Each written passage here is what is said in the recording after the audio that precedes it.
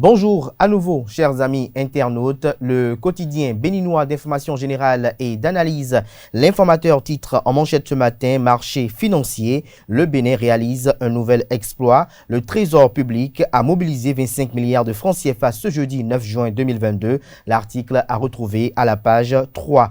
Toujours à la une du quotidien, l'informateur de ce matin, opérationnalisation des classes culturelles, 890 encadreurs bientôt recrutés. Toujours à la une de l'informateur de ce matin, attaque du bus des Écureuils. La police républicaine ouvre une enquête. Soutenance de mémoire de master à l'université d'Abomey-Calavi, Marie Dassi, désormais ingénieure en génie chimique et procédé. L'oreille droite de la une de ce matin de l'informateur vous invite à découvrir dans les colonnes de sa parution du jour le journal École produit par les étudiants en formation de journalisme à l'École supérieure d'administration d'économie de journalisme et des métiers de l'audiovisuel ESAE. Le quotidien national d'information nous titre ce matin en manchette: transparence budgétaire en 2021, une nette progression et des défis pour le Bénin. Retrouvez l'article à la page 5 de la parution de ce matin du Canard qui nous propose également comme titre ce matin: mobilisation de recettes intérieures au Bénin, un potentiel fiscal encore faible. Toujours à la une du quotidien de services publics, gestion du contentieux électoral dans la sous-région, la création des réseaux des hautes juridictions actées. L'article à retrouver à la page 2. Retrouvez l'éditorial de Paul Amoussou intitulé ce vendredi Incertitude au pluriel. Le dit éditorial est à retrouver en partie à la une et la suite à la page 3 de la livraison de ce matin. Audience du mercredi à la présidence de la République. Le matinal évoque ce matin les probables sujets abordés. Patrice Talon, une dynamique de dialogue qui se confirme, déduit le confrère. Le décryptage et les attentes d'acteurs et analystes politiques à retrouver aux pages 2, 9 et 15 de la parution de ce matin de Le Matinal qui nous propose également comme titre à la une ce matin: en 1 de Talon 2, les ambitions touristiques et culturelles du Bénin vous sont présentées aux pages 6 et 11. Matin libre en manchette ce matin s'intéresse à la gestion des fonds Covid-19 et illustre son titre en manchette avec les photos du ministre d'État en charge de l'économie et des finances Romuald Wadaï et son homologue, pour ne pas dire son collègue de la santé Benjamin Humpati. Le Canard titre ce que dit le gouvernement du rapport d'audit. Les justificatifs sont disponibles et transmis à la Cour des comptes. Retrouvez des précisions sur cet article à la page 3 de la parution du matin du journal qui propose également comme titre à la une ce matin: savoir et mieux agir, des infractions de droit commun commises en ligne. Nous passons à présent au journal Le Matin qui titre ce matin: campagne agricole 2022-2023. Les 270 000 tonnes d'intrants commandées déjà réceptionnées. En matière d'intrants, le Bénin est au pas selon le ministre Gaston Dossoui. Le Béninois libère ce matin en manchette: football, échec répété du Bénin et coup de sifflet défavorable aux Écureuils. La source du malheur serait un Béninois. Des précisions sur ce titre du confrère dans les colonnes de sa parution de ce matin. Nous passons à présent à Nord-Sud quotidien qui titre en manchette ce matin: Nicéphore Dieudonné Soglo chez Patrice Talon mercredi dernier. Un autre pas pour le DGL sur le front politique, estime le confrère ce matin. Nord-Bénin titre: accès aux intrants agricoles, ça va, mais 3 points de suspension. Retrouvez l'article du confrère à la page 3 de sa livraison de ce vendredi matin.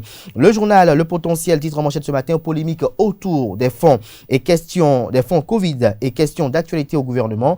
L'honorable Dakpe Sossou ou l'artiste comédien en révélation selon le confrère, des gains politiques recherchés sans doute par le député en cette veille des élections législatives. Toujours à la une du quotidien Le Potentiel de ce matin, Jean-Michel Abimbola sur l'émission Le gouvernement en action. La perspective, c'est un tissu culturel, artistique et touristique densifié. Toujours à la une du quotidien Le Potentiel de ce matin, première conférence des préfets au titre de l'année 2022, terrorisme et crise économique au menu des échanges.